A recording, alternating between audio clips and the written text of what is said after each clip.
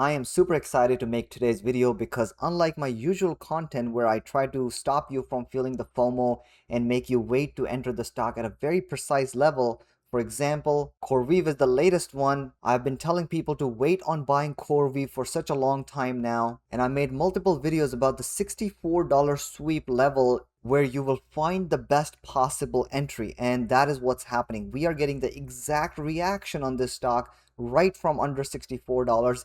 And this is not just magic, right? This is education. This is real understanding of the technicals. So today what I decided to do is make an educational video on how to figure out where the supply and resistance is forming. And the cool thing about today's video is that I'm going to take Meta and NVDA as an example because both of these stocks have been coming down for the last few weeks, and I made video on both of these stocks saying that they will come down and they do not have enough buy power to push higher. So this is not made up nonsense theories. This is actual downside calls that I made previously within less than 30 days. I wanted to make sure that whenever I do make a content like this, it's backed by my actual understanding and not just theories or looking back at charts in hindsight.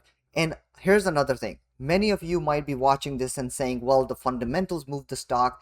I don't want to talk about fundamentals today at all because you can read all of that coming. You can see the news in the charts itself. There was always a chance that Meta broke out to the upside after their earnings, but why did it actually just go down? Now you can define that by saying that the free cash flow has gone down and negative, and that is the news. Because that is what they want you to believe. They want you to justify everything. You got to look at the technicals and believe that just by looking at where the price is hovering around, you can actually predict the next probable move. I say probable because it's all probabilities. You're taking the risk. You understand you could be wrong, but the probability says that the trade will go in your direction. But before I jump into the technicals to explain you where the supply was forming and how was it so easy to recognize that the stock will come lower, what I explained to you will only take me 2 to 5 minutes. It is not as complex as they all make it out to be. If you're watching CNBC, you're looking at Twitter, you're looking at news, this is all lagging data. You can read everything you need to understand on the candlesticks, on the charts, because it is giving you real-time education on where the stock wants to go next. So let's look at Meta for a second. As you can see, we have made this dramatic move to the upside from the previous swing low, about 750% from the bottom. I'm mentioning that because a move like this needs to be digested and the stock cannot continue higher for too long. So the question is, where will we land for a pullback? But more importantly, the question is, when will we get a pullback? So very, very simple to understand. You see all of these candles tapping into about $680 zone. Let's draw a trend line here. Let's draw another line about 740.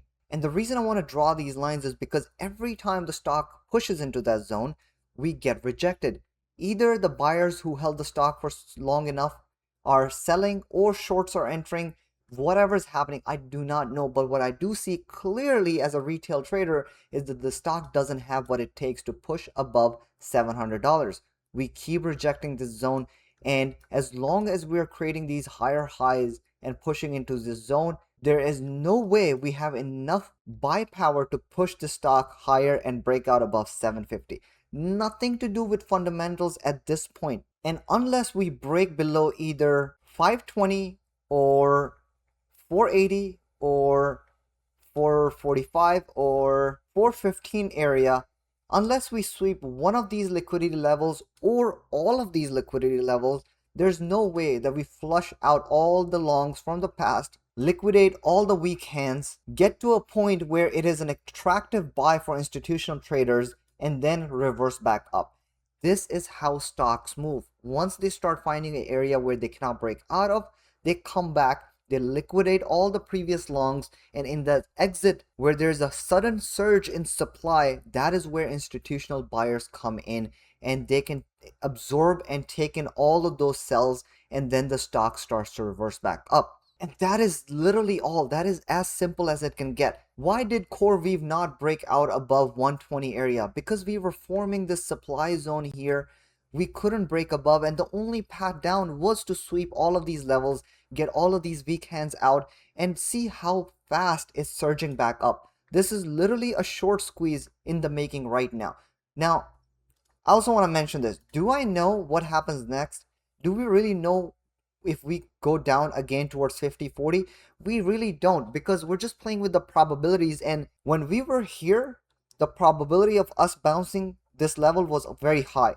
Now I expect it to continue higher, but we gotta chill out and understand that we're not market gods. We're just reading the technicals. Right now we can predict the supply, we can predict the liquidity sweep, we can predict the bounce, but we really don't know if we go lower towards 50, or do we break out towards the upside. The purpose of these short-term predictions is that you can take an entry with a very tight or a very good stop loss or a very good margin on your downside, and if the stock reverses back into that zone, you can stop out a very minimum risk. And your upside here, if we push towards 120, which is the supply zone again, you double your money. Think about it. How much did you risk on this trade if you entered below this liquidity sweep compared to how much you're looking to make if it goes back to 120? Let's go back to the other chart again and let's talk about NVIDIA. This ticker has a similar pattern. We did this in the past before. We created this zone around 130, 135 area. We rejected, came back, pushed up again. And you can tell that this is a zone where the stock is not ready to break above. We come back down, we sweep this liquidity zone, find new buyers, and then run it back up. What is happening again over here? Same thing. We created this zone at 210.